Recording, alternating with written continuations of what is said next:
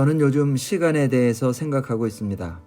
인간의 생명 속으로 새로운 시간이 흘러들어오고 있습니다. 지금 이 시간에도 시간의 알맹이들이 밀물처럼 생명 속으로 들어왔다가 빠져나가는데 이것은 절대적으로 새로운 것들이죠. 우리가 지금까지 전혀 경험하지 못한 놀랍고 낯설고 새로운 시간들이 매 순간 밀물처럼 우리의 생명 속으로 흘러들어오고 있는 것이죠.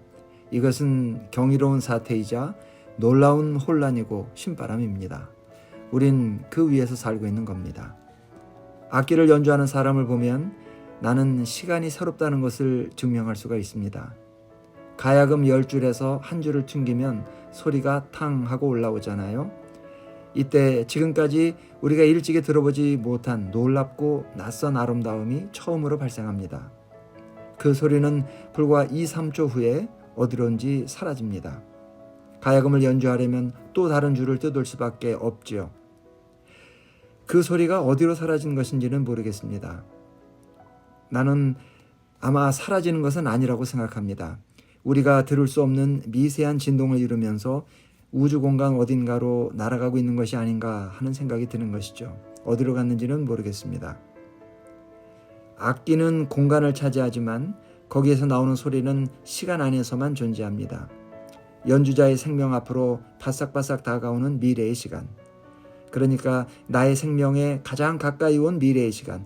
오직 그 위에서만 음악을 연주할 수 있는 것이죠. 우리는 지나가버린 시간 위에서는 음악을 연주할 수가 없습니다. 우리가 음악을 연주한다, 새로운 아름다움을 만들어낸다 하는 것은 반드시 다가오는 미래의 시간 위에서만 할 수 있는 것이죠. 이것은 시간이 절대적으로 새롭다는 것에 대한 아주 분명한 증거입니다. 우리가 화학 실험을 할 때 실험관 안에서 시간은 정확한 작용을 하고 있습니다. 그 작용의 내용을 우리는 알 수가 없는 겁니다.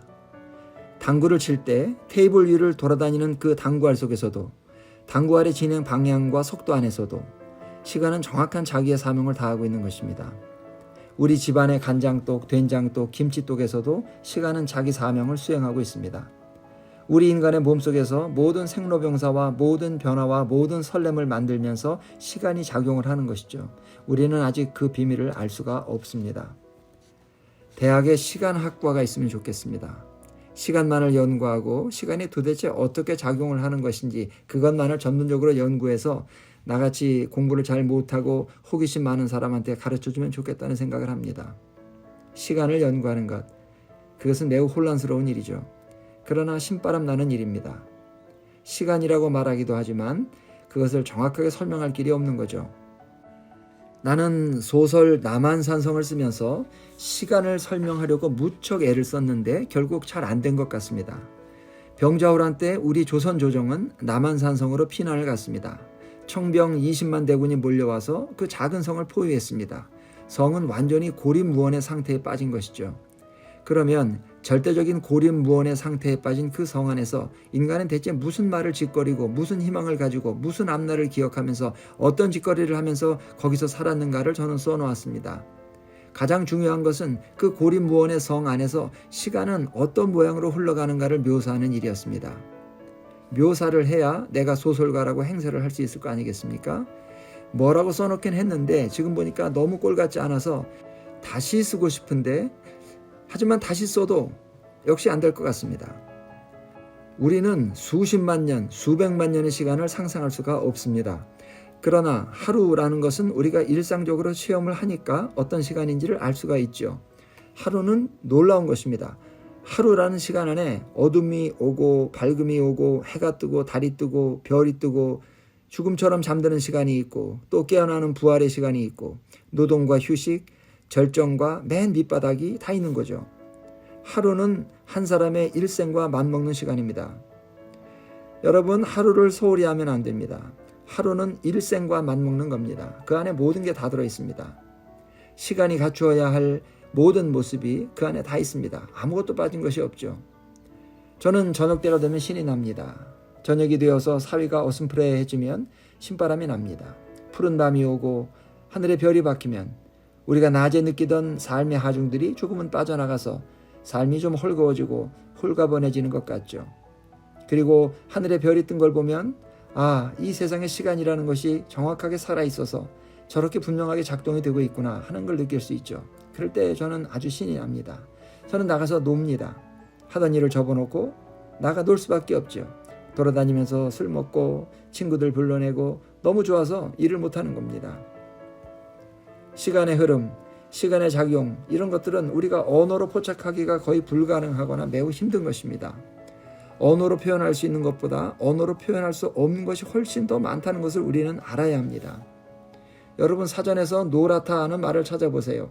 노랗다 하는 말을 찾아보면 개나리꽃빛이다 라고 써 있습니다. 이것은 수박의 색깔을 DNA로 설명하는 것과 똑같은 말입니다. 노랗다가 개나리꽃빛이라고 말하는 것은 틀린 말이 아니죠. 새로 나온 사전에는 노랗다를 빛이 프리즘을 통과할 때 전개되는 색의 스펙트럼 중 3번째 층이다 라고 써놓았습니다. 과학의 탈을 쓰고 있을지언정 그 설명 또한 비참하고 불쌍한 동어 반복에 불과합니다. 이것을 우리가 어떻게 극복하느냐, 언어나 과학의 힘으로 이것을 어떻게 넘어서서 실물 그 자체를 우리가 만지고 그것을 경험하고 또 설명할 수 있느냐 하는 것이 우리의 고민입니다. 그것은 문학의 문제이고 또 자연과학의 문제이기도 합니다. 동어 반복에 갇히면 우리는 거기서 평생 헤어나지를 못하고 우리 인식의 영역을 넓혀갈 길이 없는 거죠. 이것이 말을 다루는 자가 말 앞에서 느끼는 고민입니다. 인간의 시비는 끝이 없고 인류의 질문은 끝날 날이 없는 겁니다. 이 끝없는 시비 속에서만 말은 소통이 가능한 것이죠. 그렇게 허약한 속성 안에 소통을 가능하게 하는 힘이 있습니다. 이것이 바로 말의 힘이기도 합니다. 말이 허약하지 않고 완강한 돌덩어리나 철근처럼 생겨서 다른 어떠한 언어에 의해서도 부정당하지 않는다면 그것은 말이라고 할 수 없죠. 그것은 소통의 기능이 없는 것입니다. 그런 언어로는 인간과 소통할 수가 없는 것이죠. 내 언어는 남의 언어에 부정당하면서 소통의 문을 겨우겨우 열어나가는 것입니다. 말의 꿈은 소통입니다. 소통의 꿈은 무엇인가? 소통은 이 세계를 좀 더 나은 세계로 만들려는 꿈을 갖고 있는 것이죠. 말은 세계를 개조할 수가 있습니다. 무기도 세계를 개조할 수가 있습니다. 그런데 무기가 세계를 개조하는 것에 비하면 말이 세계를 개조하는 것은 매우 허약하고 매우 멀고 아득해서 믿을 수가 없는 것처럼 들립니다. 미국의 무기는 오늘 아침에도 자기의 이익에 맞게 이 세계를 두들겨 부수어 개조하고 있습니다. 그 개조의 방향이 옳으냐 그르냐를 떠나서 어쨌든 무기는 세계를 바꾸기 위해서 타격을 가하는 것입니다. 여기에 비하면 언어가 세계를 개조한다는 것은 매우 한심하고 아득하고 신뢰할 수 없이 허약하게 들립니다. 그 까닭은 제가 말씀드렸듯이 언어의 본질이 허약하기 때문입니다. 그러나 그 허약함 안에 소통의 힘이 내장되어 있기 때문에 우리는 말이 세계를 개조하리라는 꿈을 버릴 수가 없는 것입니다.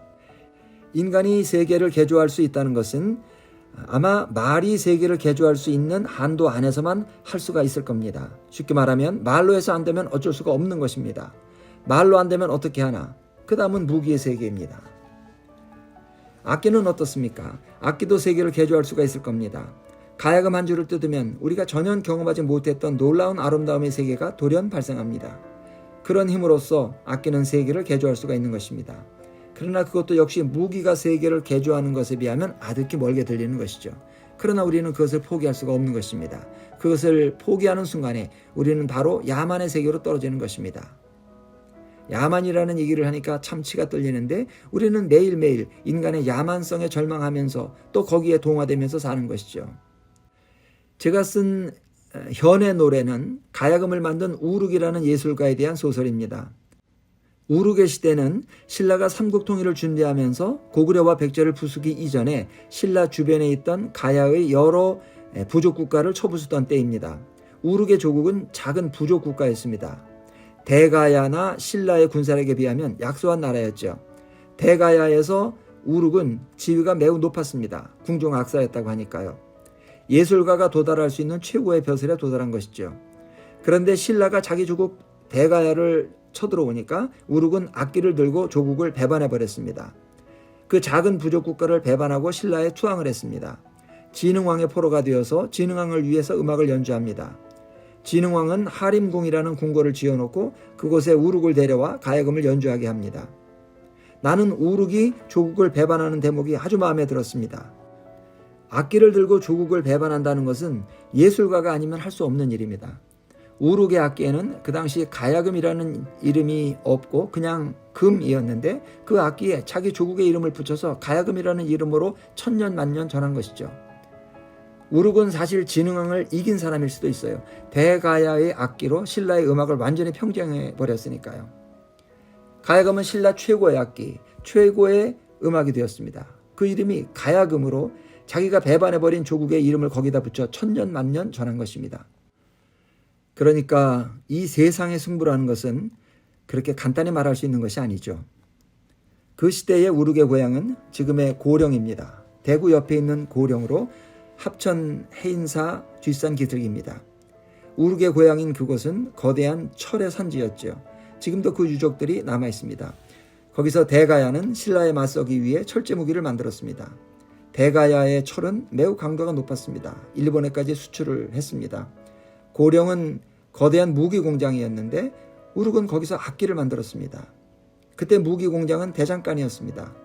거대한 철의 산지와 대장간이 깔려있는 마을에서 우룩은 악기를 만들었습니다. 그러니까 악기와 무기가 동시에 같은 마을에서 만들어진 것입니다. 무기를 만드는 마을 한복판에서 악기를 만들고 그 무기로 전쟁을 하고 그 전장에서 지게 되니까 그 악기를 들고 또 도망을 가고 이런 것이 인간의 모습인 것이죠. 저는 늘 인간의 야만성에 대해서 생각하고 있었습니다. 신라가 삼국을 통일한 힘은 불교의 웅장한 화엄 사상이다. 현실의 갈등과 대립을 융합하는 거대한 포용과 자유의 힘이다. 그런 이념 속에서 삼국을 통일했다라고 어떤 책에는 쓰여 있는데 나는 그렇게 생각하지 않습니다. 신라는 철제 무기의 힘으로 삼국을 통일한 것이죠. 그 전에는 청동기를 썼습니다. 청동기는 주석에 구리를 섞은 매우 물렁물렁한 쇠입니다.